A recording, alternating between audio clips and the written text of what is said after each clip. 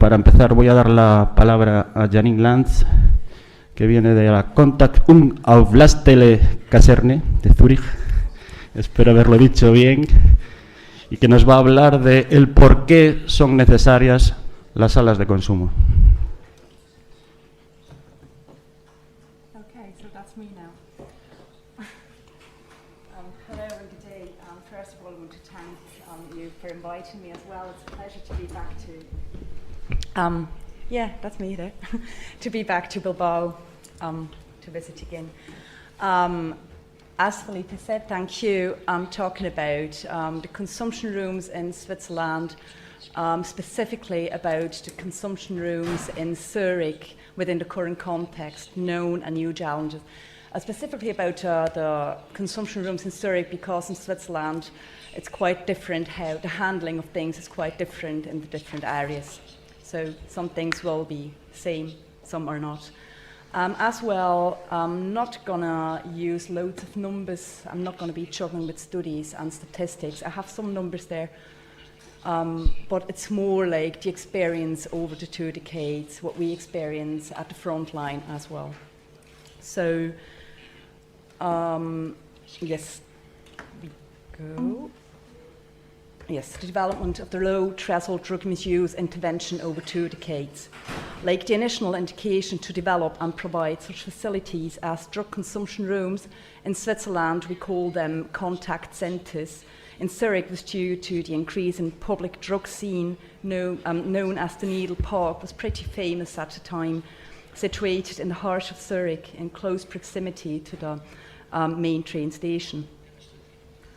After the park was closed and evacuated by public authorities, first the whole scene, sort of the people spread out all around the train station before they moved to the Letten, to the former Letten train station that was obviously out of order. This was close to a residential area and therefore became an increasing problem for the local community. As the whole, I would say that was the Letten area. As the whole zone was affected, the situation became more dramatic and the circumstances for the users were disastrous in terms of their psychological and physical conditions, as there was rarely any medical treatment available.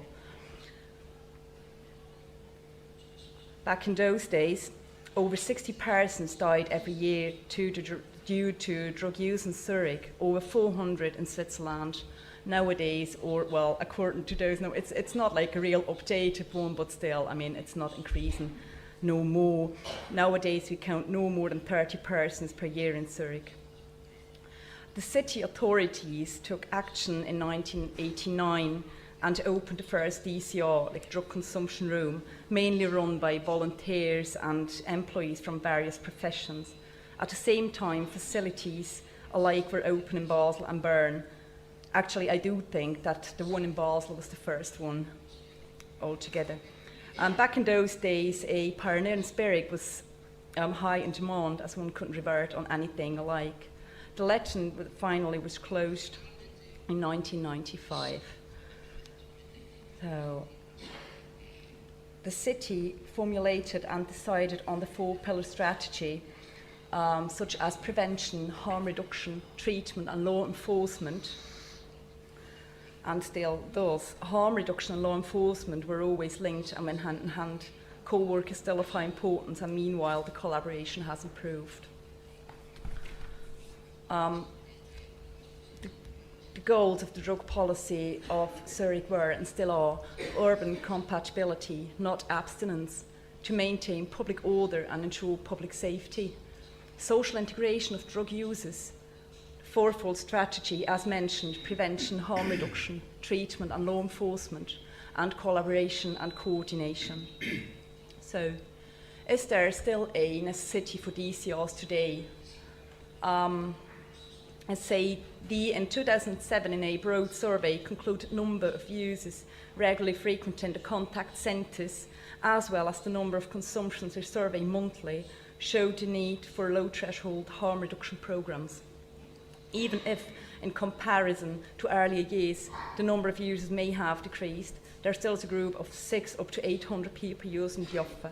You can see here like there would be that 800 there.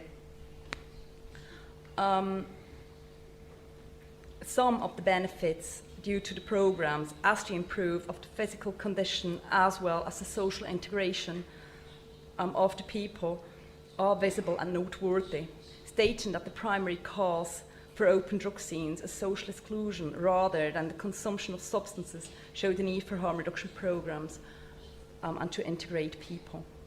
As we certainly believe in the high importance of continuing what has been achieved over the last 2 decades, we are ambitious to maintain today's quality and keep on improving our programs according to the pulse of time, which is not always easy because you sort of get comfortable in what you have and what you're used to. We are happy to say, though, that in 2008, the residents of Switzerland voted for the approval of the referendum of the revision of the narcotics law of Switzerland. Since then, harm reduction was anchored by law, which gives us quite a security there as well, politically. Well, so although the group of clients we reach has slightly changed, the target group remains more or less the same. And on their behalf, the main task are still the necessity and demand of a protected room for drug use. The goals of the contact centres are, like majority of you will know those, still they go through that, to assist social integration and improve the quality of life, to prevent transmission of infectious diseases like HIV, AIDS and hepatitis, and reduce morbidity, to reduce mortality from emergencies due to overdose, to improve access to treatment and rehab, to reduce, maintain nuisance and maintain public order. Due to an improvement in the city development in terms of housing space, housing programs and providing low threshold housing assistance, the number of homeless users has permanently decreased over the last decade. Remember, like the numbers before, it says there's no homeless people. That actually means that no one needs to be homeless in Zurich, nor in Switzerland. There are enough shelters they could go to. So when we're talking about the homeless there, those are the ones who would stay in homeless shelters overnight.